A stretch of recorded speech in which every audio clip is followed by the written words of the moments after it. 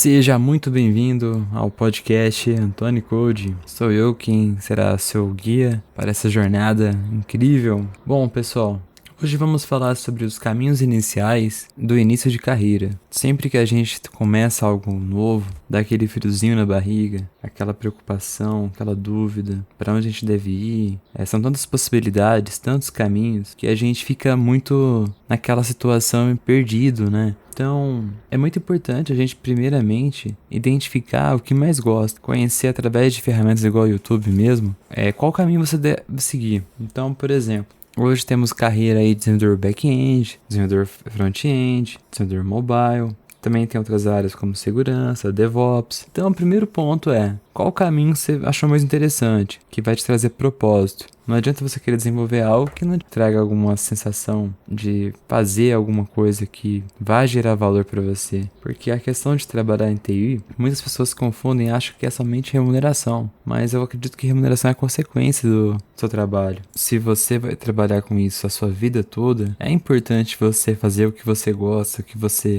vê sentido, vê transformando vidas, vê mudando a sua rotina. Senão vai virar um fardo. Então você vai acordar segunda-feira, vai começar a trabalhar já pensando na sexta-feira, no final da tarde, aquele famoso happy hour. Então isso dificulta a sua evolução. Então, primeiro ponto que eu iria falar, verifique quais são os seus valores pessoais. O que você quer fazer? O que faz sentido para você? Quais são suas paixões? E o que você tem mais de habilidade? Tem gente que tem mais facilidade em lógica, outros não. Então, às vezes, dependendo da sua escolha, verifique se faz compatibilidade com a sua habilidade. Senão, você vai ter que se esforçar mais. Não é que vai ser uma coisa excludente, mas pode impactar muito a sua rotina, seu dia a dia. Então, foi lá, você escolheu qual seria seu caminho. Agora o próximo passo preciso de algo viável, eu preciso ver alguma coisa ali funcionando. E para o desenvolvedor conseguir enxergar isso, não adianta só pegar lá 1000 cursos da Udemy, fazer 500 faculdades, 1000 pós-graduações e não gerar alguma coisa ali visível para ele. É muito importante você conseguir gerar alguma ferramenta, alguma aplicaçãozinha ali para você conseguir ver seu código funcionando, ser o seu próprio cliente. E você tem que ver, é isso que eu preciso? Isso vai resolver algum problema? Ou isso vai gerar outro problema e vai ficar mais difícil que o processo manual, talvez? Então o primeiro ponto se enxergue como cliente também. Vamos supor que você vai fazer algo simples, como uma aplicação para verificar se vale a pena você utilizar gasolina ou etanol para abastecer seu carro. Então você criaria um formulário, colocaria lá o preço da gasolina ao litro, o etanol ao litro, o tanto que consome seu carro, faria uma conta ali e tal, e devolveria numa modal, num alerta, essa resposta. Seria uma aplicação simples, tranquila de fazer, e aí você já poderia ir testando o seu código. Então, isso é muito mais fácil de trazer algum valor. E aí, conforme você vai evoluindo, buscando novos desafios, você vai sentir uma tremenda síndrome do impostor, que é quando você escuta que outros profissionais, às vezes com menos tempo, criaram ferramentas incríveis, e às vezes você tá ali no beabá, ali no Hello World da vida, mas não se preocupe com isso. Cada um tem seu espaço, seu tempo, e não quer dizer que um é melhor que o outro. Todo mundo tem oportunidade, depende do seu esforço. Se você fica ali no seu período de tempo livre só jogando, assistindo filme e séries, você não vai querer que você aprenda algo, sei lá, do nada, vem um upload no seu cérebro ali e você vai aprender uma linguagem, um framework. Não, você vai ter que abrir mão do seu tempo livre para conseguir trazer algum estudo, alguma coisa. Então é muito importante você ter noção que você também vai ter que abrir mão de algumas coisas. E eu tive muito isso na minha carreira. Em muitos momentos eu tive que abrir mão de jogos ali, de fazer alguma social com amigos para poder estudar, para me desenvolver profissionalmente. E não me arrependo disso. Acho que eu deveria ter feito mais isso. Eu acho que eu poderia estar com muito mais conhecimento e bagagem. Claro que eu digo isso também para não abandonar a vida social. Tudo tem que ter um equilíbrio. Mas, para ter uma exceção, você tem que ter a regra. Então, quando você não tem regra, você não tem uma base ali para você validar se aquilo está sendo exagero ou não. Então, é muito importante você equilibrar todos os seus aspectos da sua vida. Claro que é muito difícil, a gente fala assim, mas sempre vai ter dificuldades, mas é importante a gente ter noção disso. E outro ponto, né? Na nossa carreira, a gente tem sempre aprendizado contínuo. Não adianta, eu vou ficar bom em tecnologia X. Cara, essa tecnologia vai morrer, cedo ou tarde, às vezes até mais cedo do que você imagina. Eu até lembro quando comecei a estudar Angular na época, que tava virando um hype, aplicações com Node no back-end, usando MongoDB, era a min stack, né? E Angular no front. Foi um hype absurdo. E na empresa que eu trabalhava, ninguém conhecia Angular.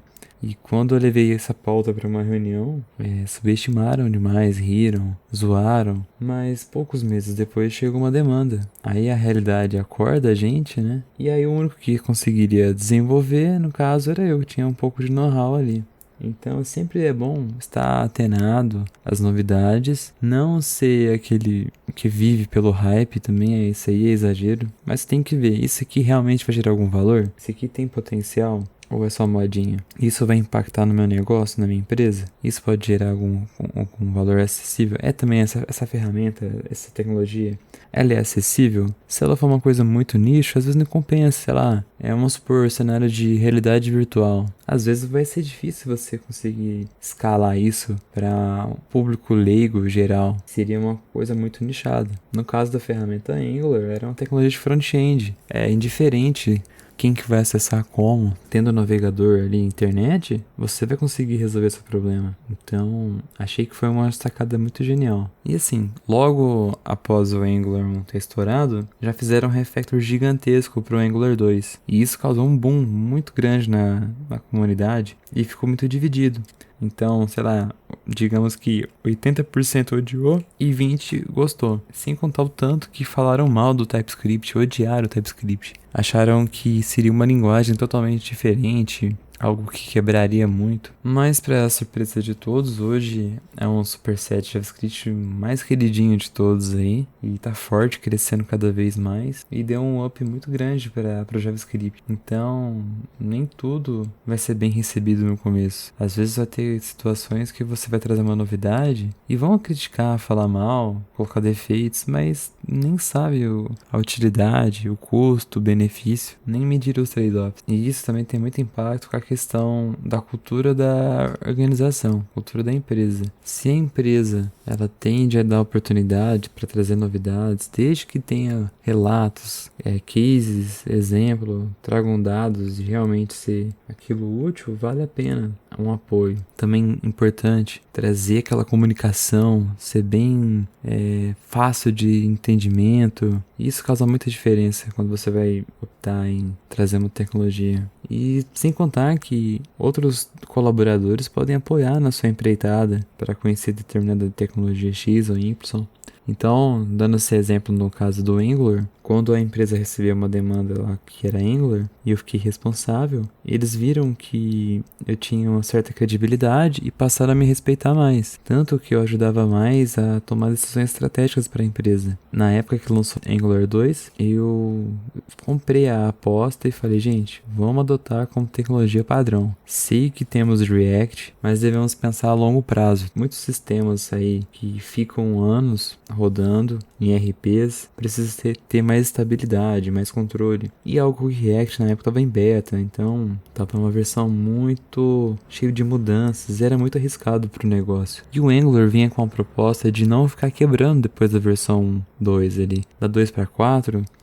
Tiveram quase nada de break change, então isso trazia uma confiança. Ao contrário do React, cada vez estava mudando, e as suas bibliotecas de comunidade que estendiam o React, cada vez uma com um padrão diferente da outra, então isso era um risco muito alto para o negócio. Então eu acho que na época foi uma estratégia muito boa, e hoje a empresa colheu bem os frutos dessa decisão ali atrás. Outro ponto é a gente não ter medo de arriscar, mas igual eu disse, tem que ter uma base, um fundamento para conseguir arriscar. você vê que tem chance zero de dar certo, corre. Então, no meu início de carreira, eu tive muitos empecilhos, muita pressão, muita gente sabotando, mas isso não me fez desanimar. Sempre que eu ia tentar vender alguma coisa, um peixe ali de uma tecnologia, de um tema, eu tentava ao máximo trazer informações para convencer as pessoas. E você consegue convencer não é na base do grito, mas com dados, com informações, números. E isso é muito importante para tomada de decisão.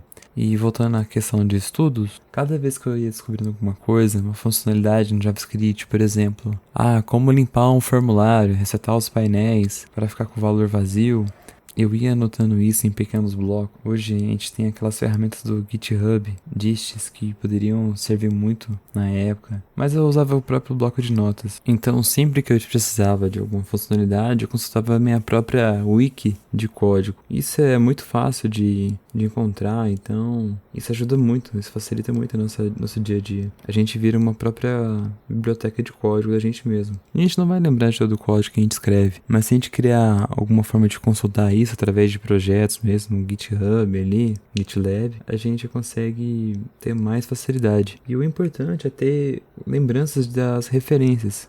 Quando às vezes eu tenho uma linguagem diferente, mas eu tenho uma noção de como faria isso na linguagem que eu domino, é só procurar equivalência. Então, sempre você vai ter uma referência, independente da linguagem. E claro, não esquecendo um dos mais importantes itens, que é aprenda inglês. Pelo menos a leitura é muito importante você entender inglês. Todas as linguagens praticamente estão em inglês. Se você não entender uma mensagem de erro, quando a sua aplicação estourar uma exception, e aí, como que vai ser? Você vai jogar no Google, mas você nem tá entendendo um problema, como que você vai falar para sua liderança? Às vezes no posicionamento ali, de uma daily, quando você citar algum bloco. Então, seria importante demais você entender inglês. Então, recapitulando, não tenha medo de se arriscar, desde que tenha números, tenha dados, estude as coisas que estão rolando de novidade. Não precisa se aprofundar. Pesquise vídeos resumidos no YouTube.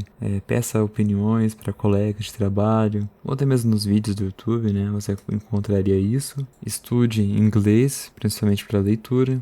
Os projetos que você for criando em seu GitHub pessoal, use como referência para outros projetos. E saiba que em algum momento você vai errar também. Mas o mais importante é você se arriscar. Se você não correr atrás de buscar bons livros, igual o livro muito famoso chamado Código Limpo, que me trouxe muitas referências, por exemplo. É importante você conhecer esses conteúdos mais rústicos, digamos. Não apenas pegar opiniões já formadas, mas também a sua própria opinião. E sobre a linguagem também, que é um ponto muito importante, eu diria que você deveria pensar em utilizar a linguagem simples no começo para aprender até a sua lógica, para ir desenvolvendo ela. E conforme você for evoluindo, você se especializa primeiro em uma linguagem e depois vai para outra. Não tente aprender 5 linguagens de uma vez. Não é bom querer aprender várias linguagens de uma vez. Foque em uma, depois vai focar em outra. Assim você vai gerar uma base de conhecimento rica. E com isso você vai ter muito mais tranquilidade no seu dia a dia. Você pode encarar qualquer linguagem pela frente. Bom, pessoal, é isso. Muito obrigado. Espero que tenham gostado. Foi um podcast mais curto. Espero que tenha gostado. Fique de olho nos próximos episódios. Valeu, abraço.